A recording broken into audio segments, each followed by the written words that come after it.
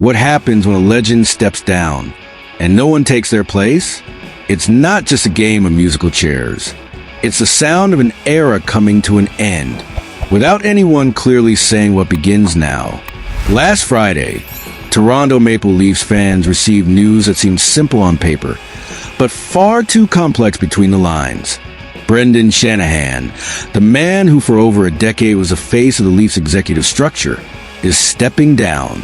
And the most intriguing part, no one will replace him. Not now, maybe never. The position of president of hockey operations has been eliminated for now, and that for now is what has the entire NHL on alert. Toronto is a franchise marked by greatness, by the weight of history, by sky-high expectations, and by an obsession that has lasted more than half a century, raising the Stanley Cup again. Since 1967, the team has lived through rebuilds and heartbreaks, and in recent years, it was under Shanahan's leadership that the club charted a bold, modern, and in theory, winning plan. But the cup never came. So why now, when everything seems on the verge of another implosion, does MLSE decide to remove this leadership figure without naming a new one? Why a vacuum instead of transition? The answer lies in the subtext of Keith Pelly's speech, the new CEO of the organization. In a press conference marked by diplomacy but also firmness, Pelly was direct. There will be no immediate replacement for Shanahan's role. He himself will take on a more hands-on role, working alongside general manager Brad Treliving and new head coach Craig Berube. But without overstep, despite still Hockey playing at a high level, remain with them. Represents a short-term. My role is different. It's cultural, it's leadership. And this shift is much bigger than it seems. Before we continue, make sure to like the video and subscribe to the channel. Here you'll find the analysis no one else dares to make. The behind the scenes, the subtext, the silences that speak louder than words. If you love the NHL and follow every step the Leafs take, this is your place. Don't miss the next chapters of this story, because it's just beginning. Brendan Shanahan joined the Leafs in 2014, and he didn't arrive merely as a renowned former player. For years, he was the organization's compass. The man who hired Kyle Dubas as GM, who backed the roster overhaul, who believed in talents like Austin Matthews, Mitch Marner, and William Nylander before the rest of the league had their eyes on them. He was the architect of an era, with mistakes, yes, but with many successes too. And even without the title, the Leafs became relevant again, consistent and respected. At the press conference, Pelly didn't shy away from Shanahan's importance. He said he's a hockey legend, an integral part of Leafs history. But he also made it clear it's time for a new path. A path that begins silently, without replacements, without rush, without splashy announcements. But that silence speaks volumes. Because while Pelly preaches patience, he's also making a veiled promise to fans. Everything will be evaluated. He used those exact words. All facets of the organization. And in Toronto, that phrase carries weight. It's a code for change, for cuts, for new mindsets. On the ice, the Leafs are still trying to digest their recent loss to the Panthers. They were eliminated after taking a 2-0 lead in the series. Lost 2 home games by a score of 6-1. It was more than an elimination. It was a collapse. And in a team under such pressure, that stretch was a catalyst for a deeper transformation. Now, without Shanahan, without a new president, with a GM under pressure and a newly arrived coach, the Leafs enter a phase that feels more unstable than ever, but at the same time, more open to a real break from the patterns that have failed so far. Pelly spoke about creating a winning culture. He said his role is to be a sounding board, a holistic leader, a CEO who, instead of isolating himself at the top, wants to be present, guiding without interfering. But he also didn't deny that changes are coming. And when asked about possible role adjustments, such as naming Treliving as president too, he was categorical. That will be decided in the future, methodically, without rushing. What's clear is that Pelly didn't come in to keep the status quo. He came in to observe and then act, in the absence of concrete promises about the next steps. like the contract situations of Mitch Marner and John Tavares, for instance, suggests there's more at play than simply changing names or giving out new titles. The entire foundation of the organization is under review. Now, what will the Leafs do with this year zero of their new era? Will they keep the current core, trust Berube to find a new identity on the ice? Or is this the beginning of a deeper rebuild? One that hasn't yet been spoken aloud? The answer may not come in an announcement. It may come in silence, in the background, in the absence of someone who was everything and now is no one. And that's why I now ask you, do you believe Shanahan's departure without an immediate replacement is the first step toward the Stanley Cup or a sign of more chaos in Toronto? Drop your thoughts in the comments. Let's debate. But the silence in Toronto didn't last long. Less than a week after the press conference that sealed Brendan Shanahan's departure and ushered in a new era under the direct command of Keith Pelly, a new earthquake is rumbling at the heart of the Maple Leafs. But this time, it's not coming from the boardrooms. It's coming from the ice.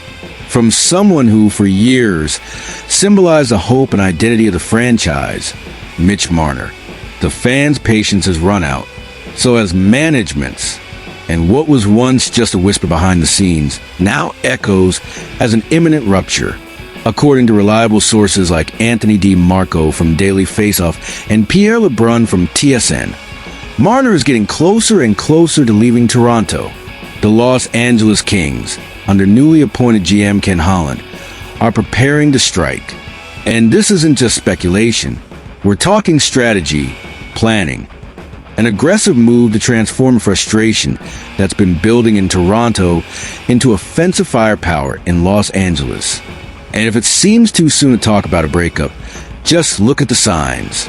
Despite putting up a spectacular season, with 102 points and leading the team in assists, Marner seems more distant from the organization than ever. Internal sources indicate that his relationship with the front office has cooled significantly. The final straw? His refusal to waive his no-trade clause to facilitate a deal with the Colorado Avalanche for Mikko Rantanen. A decision well within his contractual rights. Yes, but one that left scars. Marner's refusal was seen as an act of resistance, a warning that he's no longer willing to be shaped by a front office that despite still playing at a high level, after yet another early playoff exit. This time blowing a 2-0 series lead and suffering humiliating home losses to the Florida Panthers. The feeling in Toronto is that the window for this generation is closing. Fast, and without a trophy. Marner seems to know it, and his recent behavior reinforces that idea. According to D. Marco, he and his agent have not only ruled out any trade to another Canadian team, but have also signaled that if he's going to leave, it'll be south of the border. In other words, no Ottawa, no Winnipeg, no Calgary or Vancouver. He wants a fresh start, away from the relentless glare of Canadian media, away from the pressure that saw him grow up as a local hero, and now sees him as the face of a collective failure. And Los Angeles might be the perfect stage for that new chapter, with cap space, young talent, and a new GM with full autonomy. The Kings are currently the top contenders to make this trade happen. Ken Holland, who arrived in LA with a clear goal to hunt big targets, sees Marner as a central piece to turning the Kings into immediate contenders. He's not looking to rebuild. He wants impact. And Marner brings that with skill, vision, and a hunger for redemption.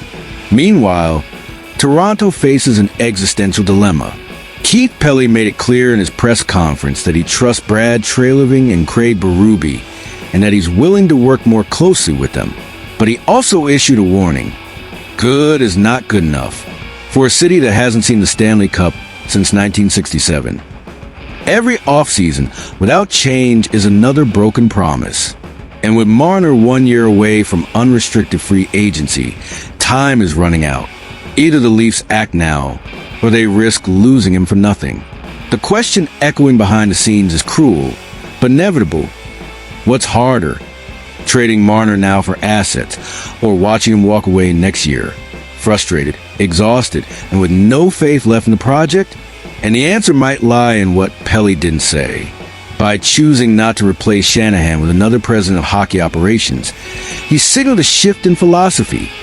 More agility, less bureaucracy, more accountability, fewer layers of decision-making, and that could translate into more direct, tougher decisions. Trading Marner, in this context, might not just be a response to pressure. It could mark the beginning of a full reconfiguration of the team's identity. But is the fan base ready for that?